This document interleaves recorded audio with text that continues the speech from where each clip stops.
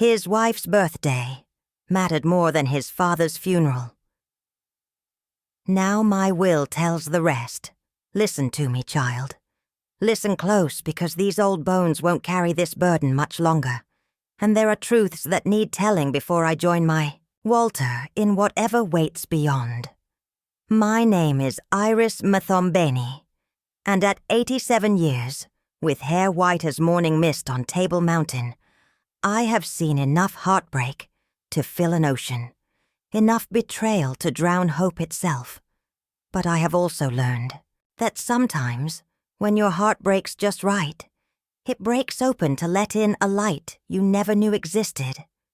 You want to know about Silas, don't you? About my son, my firstborn, the child I carried beneath my heart for 9 months, and in my prayers for 38 years. You want to know why his father's funeral chair sat empty while somewhere across town balloons danced and cake was cut, in celebration? You want to know about the will, about the choices I made in the quiet hours after we laid Walter to rest, when the house echoed with his absence, and my soul wrestled with truths I'd been hiding from myself for too long? Sit with me a while. Let me tell you how love can turn to ash in your mouth, how duty can become a foreign word between mother and son, and how sometimes the family you choose loves you better than the family you birth. Walter and we married young. I was 19, him 21, both of us believing that love was enough to build a life on. And perhaps it was, for we built a good life together. 43 years of marriage, through drought seasons and plenty, through the years when apartheid tried to tell us where we could live and whom we could love, through the joy of watching our country find its freedom and our children find their paths. We had 2 children. Silas came first, and oh, how that boy was loved. Walter would hold him up to the window each morning, showing him the sun rising over the township, whispering dreams into his small ears. "This one will be something special," Walter would say. "This one will make us proud." And for many years it seemed Walter's prophecy would prove true. Silas was brilliant in school, the kind of child teachers spoke about in hushed, reverent tones. Mathematics came to him like music, science like a second language. He earned scholarships, went to university, became an engineer, married a woman named Maribel, a teacher from Cape Town, sweet-faced and soft-spoken. They gave us 2 grandchildren, little ones who called me Gogo, and filled our Sunday afternoons with laughter. Our daughter, Nomsa, came 3 years after Silas, different from her brother in every way, where he was all sharp edges and ambition. She was gentle curves and quiet wisdom. She became a nurse, never married, never gave us grandchildren of blood, but she loved with the fierce tenderness of someone who understood that healing was holy work. She lived simply, in a small flat near the hospital, sending money home when we needed it, visiting every week without fail. For years, everything seemed balanced. Silas with his success and his family, Nomsa with her calling and her constancy, Walter and I in our little house, proud of both our children, content in the knowledge that we had raised them right, that they would honor us in our old age as we had honored our own parents. But something shifted when Walter got sick. It was subtle at first, like the way shadows lengthen so gradually. You don't notice until suddenly the day is gone. The emphysema came slowly, stealing his breath 1 wheeze at a time. For months we managed. He took his medicines, used his oxygen tank, and we pretended this was just another season to weather together. Silas would visit, of course, but his visits became shorter, less frequent. Always something urgent at work, always some commitment. With Maribel's family, always the children's school events or soccer matches. I told myself this was natural. A man builds his own life, tends his own garden. But Walter noticed and it cut him deeper than the disease ravaging his lungs. Does he think I'm going to live forever?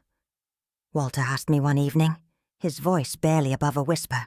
The oxygen tank hissed beside his chair like a mechanical snake, and his eyes, once bright with laughter, had grown dim with hurt. I didn't answer because I didn't know what to say. How do you explain a son's absence to his dying father? How do you comfort a man who gave everything to his boy, only to find himself forgotten when he needed remembering most? Nomsa, meanwhile, came every day after her shifts at the hospital. She would sit with Walter, reading him newspapers, helping him with his breathing exercises, cooking meals he could barely taste but ate anyway, because she had made them with love. When Walter's condition worsened and he needed help with more intimate tasks, it was Nomsa who bathed him, who helped him dress, who held his hand when the fear came in the dark hours before dawn. "You don't have to do this," I told her once, watching as she carefully measured out his medications. "You work all day caring for strangers. You should rest." She looked at me with those patient eyes of hers, so much like her father's. "Mama, these aren't strangers at the hospital. They're somebody's father, somebody's mother, and this is my father. How could I rest knowing he needs me?" Meanwhile, Silas's excuses multiplied like weeds after rain. A promotion at work that required longer hours. Maribel's mother visiting from Johannesburg. The children's school play. Always something more important than the slow dying of the man who had taught him to ride a bicycle, who had worked double shifts to pay for his education, who had saved for months to buy him his first suit for university interviews. Walter never complained, not directly, but I would catch him looking toward the window in the afternoons, watching for a car that rarely came. I would find him holding old photographs of Silas as a boy, his fingers tracing the glass as if he could touch the child who had once thought his father hung the moon. The day Walter collapsed was a Tuesday. I found him on the kitchen floor, gasping for air that wouldn't come, his lips blue as twilight. The ambulance seemed to take forever, though it was probably only minutes. At the hospital, they said his lungs were failing, that we should prepare ourselves. I called Silas first. "Your father is dying," I said, the words scraping my throat raw. "Come now." "I'll be there as soon as I can, Mama," he said, but I heard something in his voice, a hesitation that chilled me more than the hospital's air conditioning. There's something I need to handle first." Nomsa was there within the hour, still in her nursing uniform, her face pale with grief, but her hands steady as she held her father's. She stayed through the night, through the next day, whispering prayers and old songs, reminding him of fishing trips and bedtime stories, painting pictures with words of all the love he had given and received.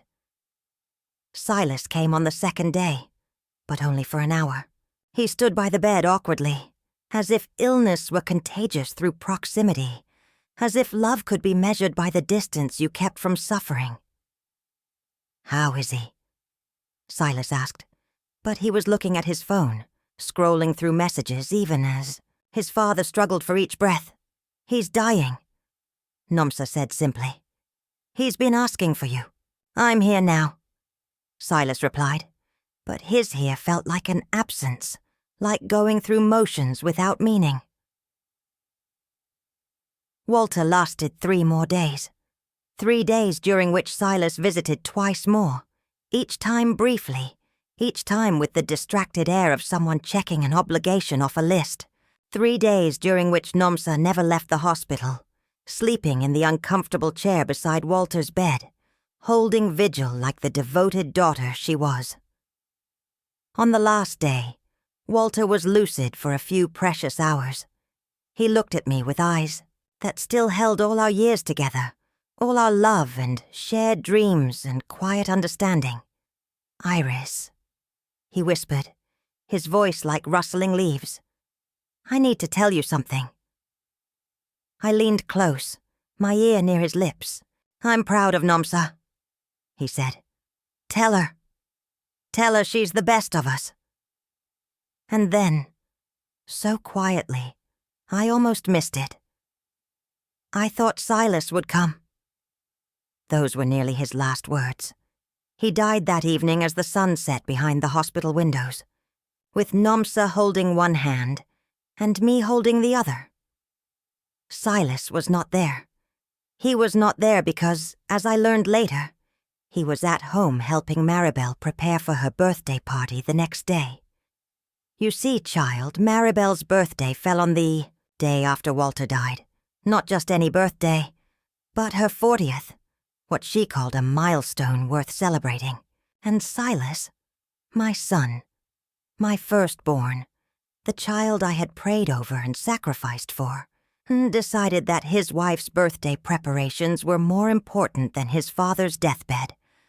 When I called to tell him Walter was gone, there was silence on the other end of the line. Then, "Oh, Mama, I'm so sorry. I was going to come back tonight, but Maribel's party is tomorrow, and we've been planning for months." Planning for months, while his father was dying, while we were watching life ebb away. One labored breath at a time, Silas was planning a party. "The funeral," I said, my voice steady though my world was crumbling. "We need to plan the funeral." Of course. When are you thinking?" "Saturday," I said, choosing the soonest day that would allow for proper arrangements. Another pause. "Longer this time." "Saturday? But that's Maribel's birthday." "Mama, we've sent invitations. Her family is flying in from Johannesburg. The venue is booked." I felt something die inside me that had nothing to do with Walter's passing. Something that had taken 38 years to grow and one phone call to wither. "Your wife's birthday," I repeated slowly. "Or your father's funeral." "It's not that simple, Mama. Maribel has been so excited, and her family." "Your father," I said, and my voice cracked like old wood. "Your father who worked himself to exhaustion to pay for your education. Your father who was so proud when you graduated. He cried. Your father who has been dying for months while you found reasons to be elsewhere." "That's not fair, Mama. I've been busy with work, with my own family." "Choose," I said. "Your wife's birthday party or your father's funeral. Choose, and let me know what kind of man I raised." He chose the party. Oh, he had reasons. He had explanations that probably made perfect sense to him, and to Maribel, and to anyone who valued convenience over conscience. The invitations were sent. The deposits were paid. Maribel's family had already bought plane tickets. It would be selfish to ruin her special day. But what I heard, what Walter would have heard, had he been alive to hear it, was this. A birthday party mattered more than a funeral. Cake and balloons mattered more than prayers and final goodbyes. The woman he had known for 10 years mattered more than the man who had loved him since before his first breath. The funeral was beautiful despite his absence. Our church family came, Walter's old colleagues, neighbors who remembered his kindness. Nomsa delivered a eulogy that made grown men weep, speaking of a father who had shown love through sacrifice, who had built character in his children by modeling integrity every day of his life. The empty chair in the front row spoke louder than any words. Everyone saw it. Everyone understood what it meant. Our pastor, a gentleman who had known our family for 20 years, spoke carefully around the absence, but his eyes kept drifting to that vacant seat, and I knew he was grieving not just for Walter but for the sacred bond between father and son that had been broken. After we laid Walter to rest, after the last prayers were said and the earth fell heavy on his coffin, People came to the house. They brought food and flowers and stories of Walter's kindness. They embraced me and whispered condolences and carefully avoided mentioning Silas by name, though his absence hung over the gathering like smoke. Nomsa stayed close to me throughout the day, her hand on my arm, her presence a steady comfort. She had taken leave from work to help with arrangements, had handled details I couldn't bear to face, had been the child I could depend on when dependability mattered most. Late that evening, after everyone had gone home, and Nomsa had finally convinced me to rest, I sat alone in Walter's chair. His oxygen tank still stood beside it, a mechanical monument to his struggle. His reading glasses lay folded on the side table next to a book he would never finish. That's when Silas called. "Mama, I'm so sorry I couldn't be there today. How did it go? How did it go?" As if he were asking about a movie he had missed, a dinner party he had to skip. "Your father was buried today," I said. He was honored by people who loved him. He was mourned by people who understood his worth. I wanted to be there, Mama. You know I did. But Maribel was so upset about possibly canceling.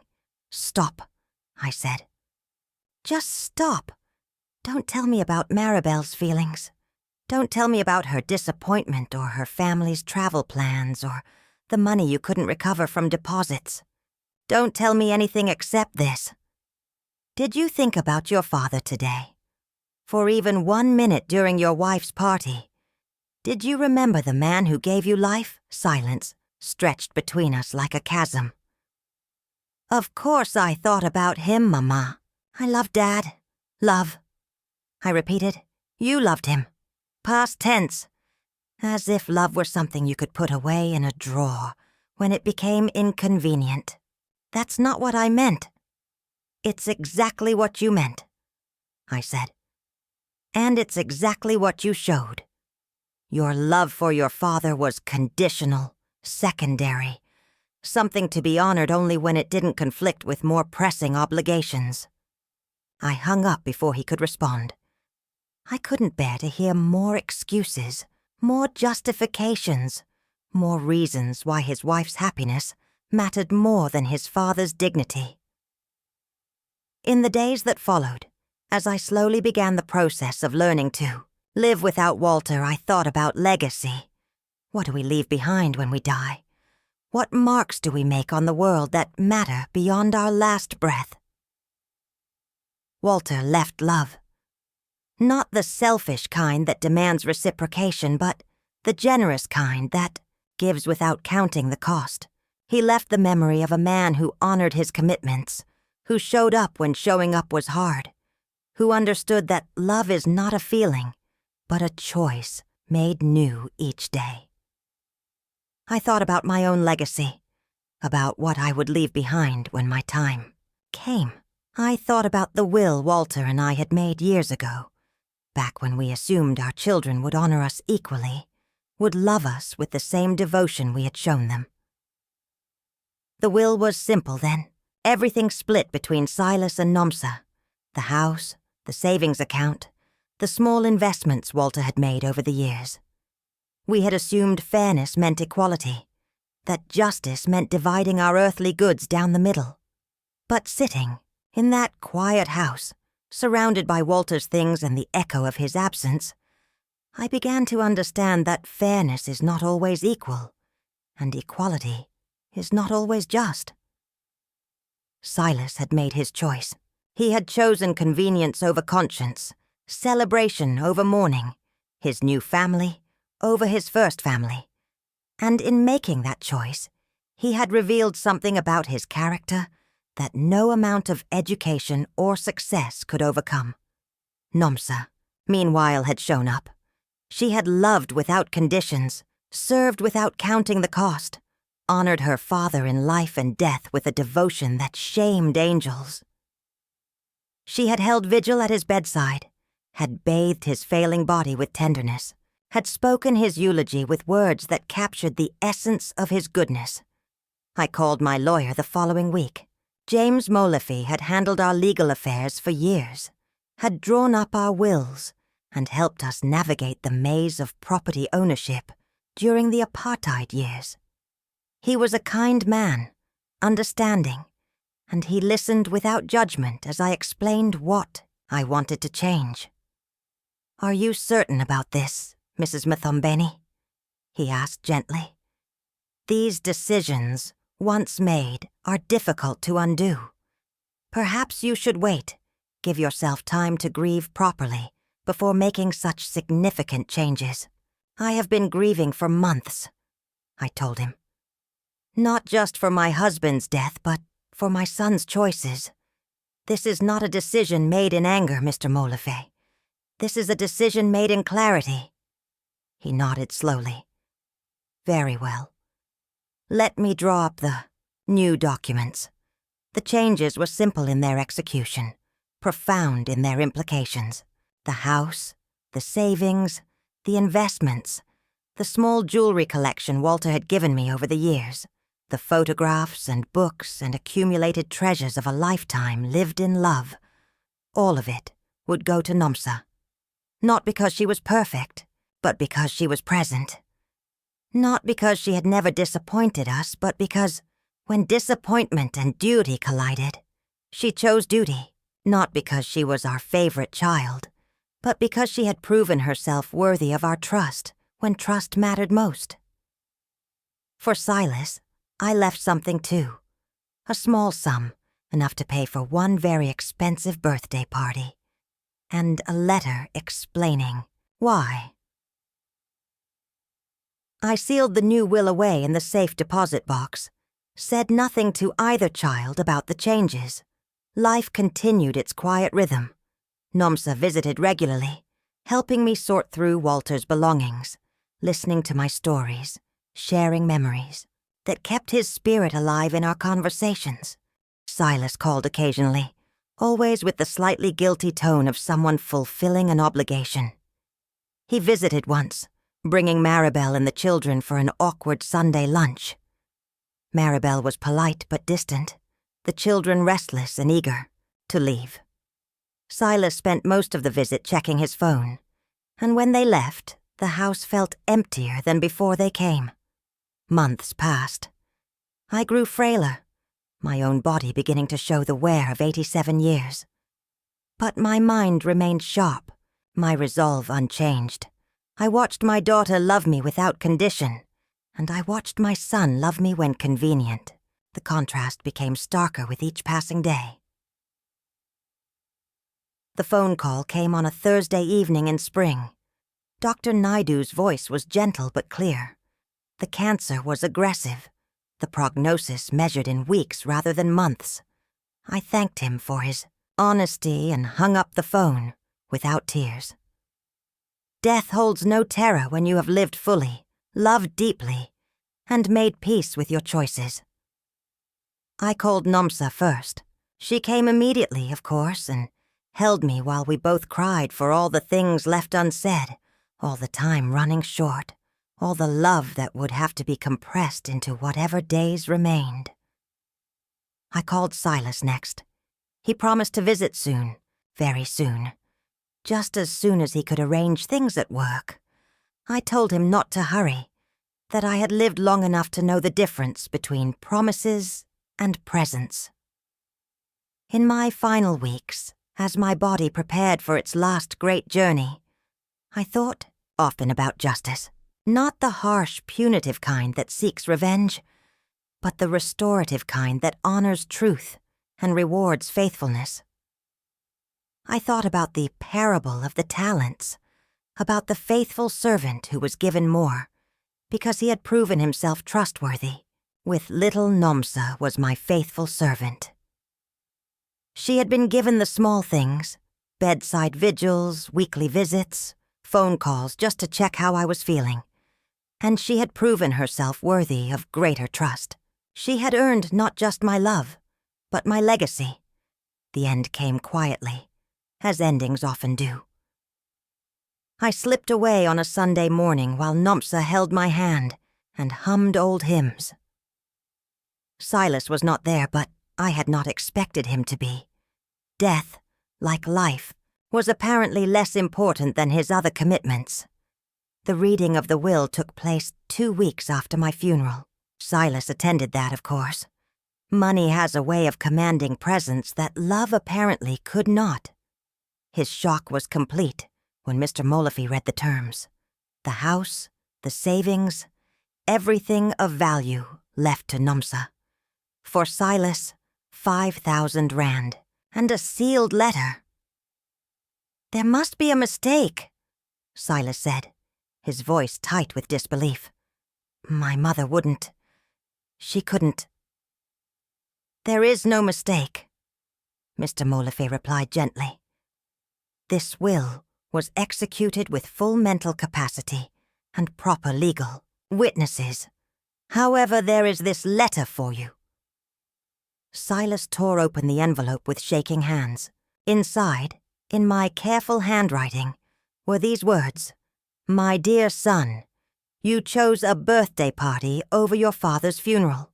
You chose convenience over commitment, celebration over mourning, your new family over your first family. These were your choices, made freely, made consciously, made repeatedly over the months of your father's dying. I do not leave you my earthly goods because you showed me what you truly value. You value money and status and the approval of a wife who never knew the man who raised you. You value your own comfort over your parents' needs, your own convenience over your family's grief.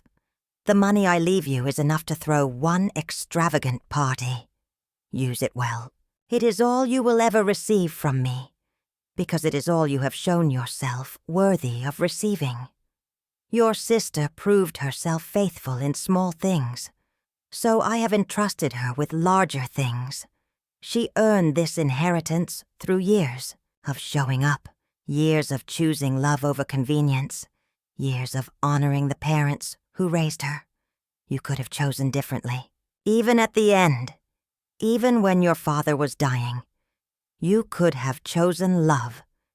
You chose a party instead. Live with that choice. It is the legacy you made for yourself. Your mother, Iris." Nomsa wept when she learned of her inheritance, not from joy, but from the weight of responsibility, the understanding that she had been entrusted with more than money and property. She had been given the guardianship of our family's memory, the stewardship of our love's legacy. Silas challenged the will, of course. Hired lawyers claimed undue influence, argued that his mother's grief had affected her judgment. But the will stood firm, legally sound, witnessed and sealed and clear in its intentions. In the end, he received exactly what he had shown himself worthy of. Enough money for one party, and the knowledge that his choices had consequences that outlasted his parents' lives. This is the story I needed to tell, child. This is the truth about love and loyalty, about presence and absence, about the choices we make and the legacies we leave. A son chose his wife's birthday over his father's funeral. A daughter chose faithfulness over convenience. A mother chose justice over equal division. And somewhere beyond the veil, Walter knows that, in the end, love found its proper home, not in the child who demanded it, but never returned it, but in the child who gave it freely, constantly, without condition or reward. The house where we raised our children, where we loved and laughed and grieved and grew old together, is now Nomsa's home. She tends Walter's garden, keeps his books on their shelves, honors his memory in the quiet ways that matter most. And sometimes, when the evening light falls just right through the kitchen window, I like to think he knows. I like to think he sees that love, real love, does not die with the body. It lives on in the choices we make, the legacies we leave. The children who choose to carry our love forward into a world that desperately needs more faithfulness, more presence, more showing up. when showing up is hard. This is what I learned. In my 87 years, child, family is not just blood. Family is choice. Family is presence. Family is love made visible through sacrifice, through service, through the simple act of showing up when showing up matters most. Silas had his party. Nomsa has everything else. And I have peace, knowing that in the end, justice was served, love was honored, and the faithful daughter inherited the earth.